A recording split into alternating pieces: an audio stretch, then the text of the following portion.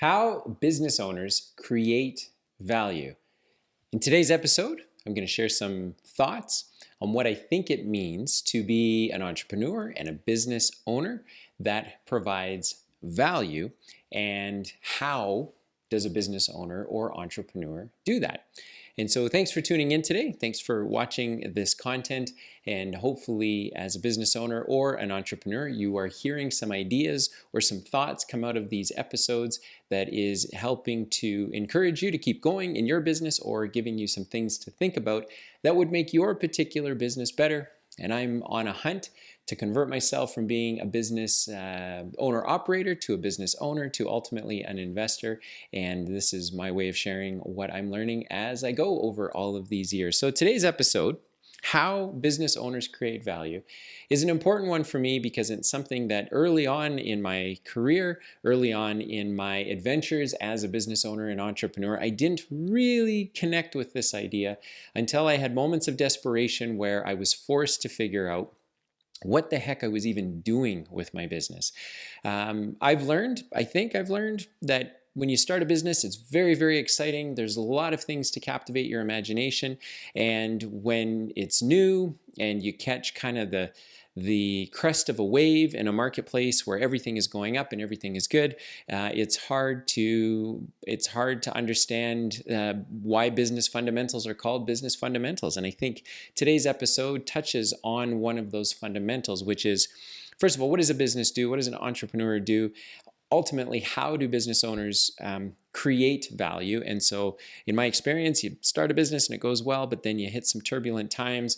You have to figure out how to get through it. The only way to get through it is to have a great business. What is a great business? A great business is one that provides real value in the marketplace that people are prepared to pay for. And if you keep your costs in check, then that means you should be able to generate some profit. And so how business owners create value, I think there's basically three parameters, or three bullet points, and we'll call them that, 3 points that are important in understanding how business owners create value, or how I've come to see how business owners create value. And over all the years that I've done consulting work, as well as turned around businesses, as well as grown businesses and failed, some of my opinions come right directly from my experience, and so I hope you find this helpful. So ultimately, what does a business do? A business solves a problem in the marketplace. Now, that in and of itself isn't incredibly ingenious, but people have a problem, they want the problem solved, they're prepared to pay a company to do that,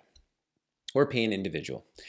And so that's great. That's kind of the first level. So that begs the question, of course, well, why does a customer want to pay for that solution? And I've kind of broken it down into these 3 points. One, customers have a problem and they could fix the problem themselves, but they simply don't want to fix the problem themselves. And so they're prepared to pay somebody else to do that. The second thing is, a customer could fix the problem themselves, but they can't afford to fix the problem themselves. And maybe they don't have the knowledge, maybe they don't have the money, maybe they don't have the experience. But the point is, they could do it themselves if they took enough time to figure out all of the things that they needed to know in order to fix it, or generated enough money to be able to fix the problem themselves. But ultimately, they go to a business because they can't afford to do it themselves.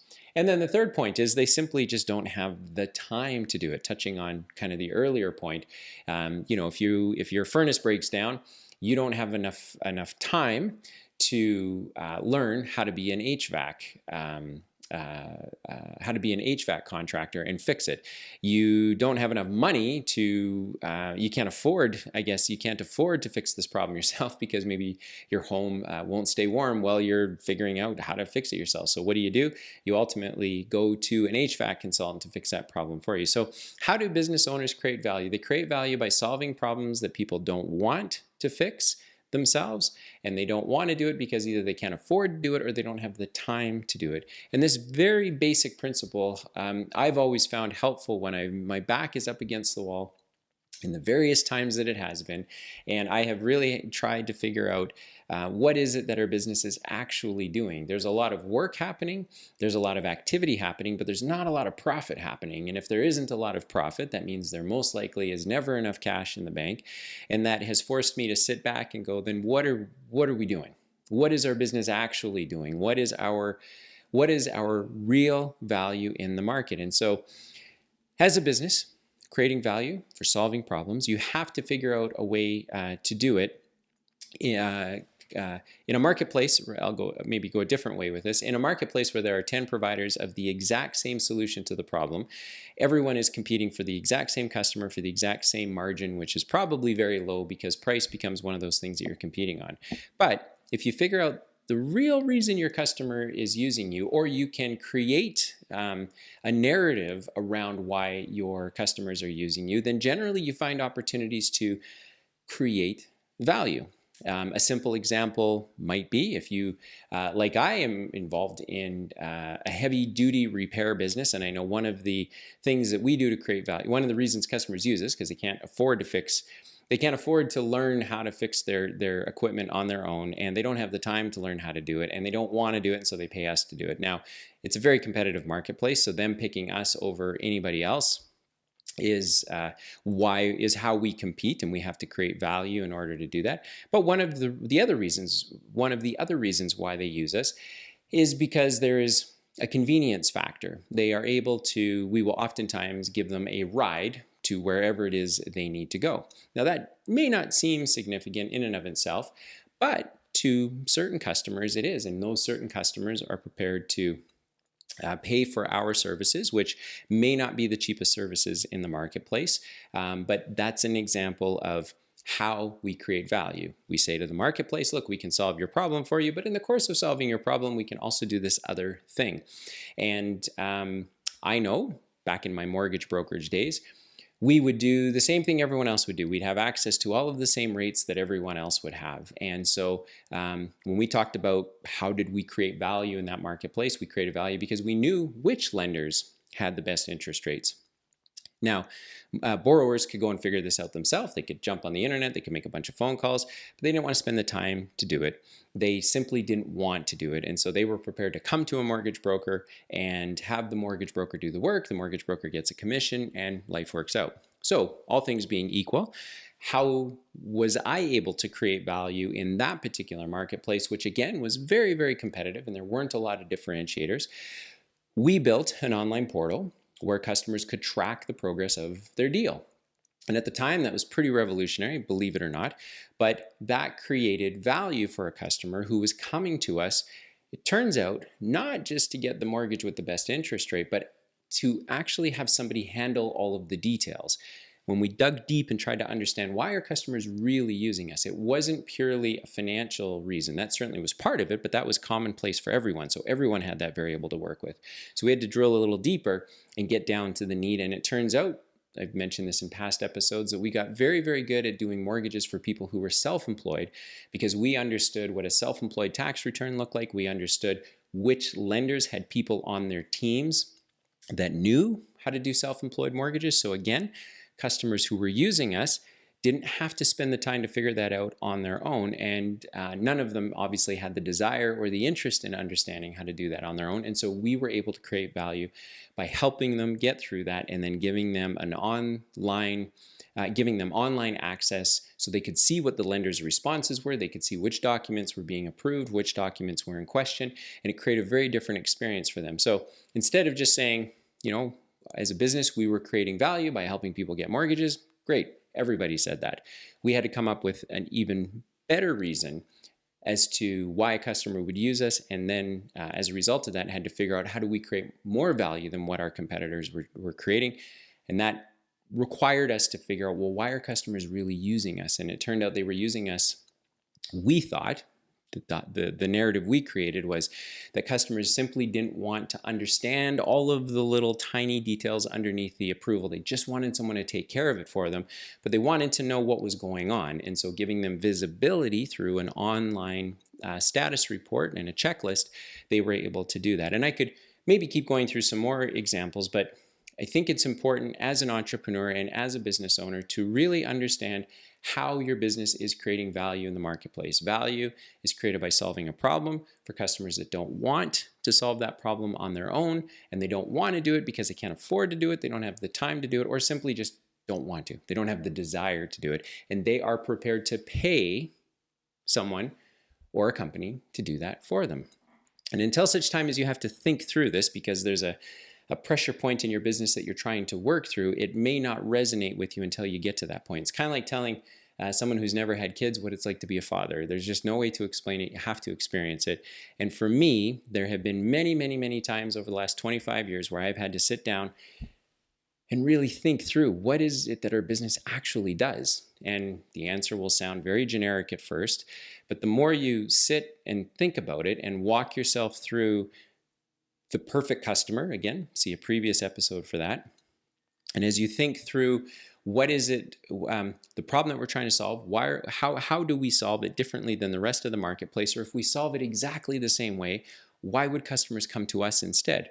And hopefully the answer isn't something like, well, because we're the cheapest provider. The reason customers will use you, that becomes a beachhead or a moat around your business, if you will, that no one can come and take your customers, is by truly understanding the value that you're providing. Again, as a mortgage broker, yes, people wanted mortgages and that was valuable, but everyone was saying that. So we had to keep drilling down until we could deliver a specific piece of value that customers were prepared to recognize, that would keep them aligned with us and keep them working with us, because they didn't pay us out of pocket. So we were always at risk of losing a customer. So we had to develop ways and develop tactics, and that came from truly understanding what is it that we're doing for our clients, what is the value that we're providing. We're providing administrative help. In the heavy equipment repair business, it's the convenience. It's not just that we can get the work done, because there's lots of shops that can get the work done, but it's being able to be given a ride. It's being able to talk specifically to the mechanic and probably even enter into the shop and take a look at your equipment so that you don't have to believe what we're saying. You can see it for yourself. A lot of times that will just simply translate into pictures or videos that we share with the customer. So the value that we're creating is a customer doesn't want to fix their own equipment. But guess what? So they can go to us or they can go to anyone else in the marketplace. So that's not value enough, because that value is easy to come by. But to have someone who engages you in the process, who makes it convenient for you, now that is valuable, and that customer is prepared to pay what we charge. But more importantly, they're prepared to continue to work with us instead of walking across the street somewhere else. So I have found answering this question very helpful.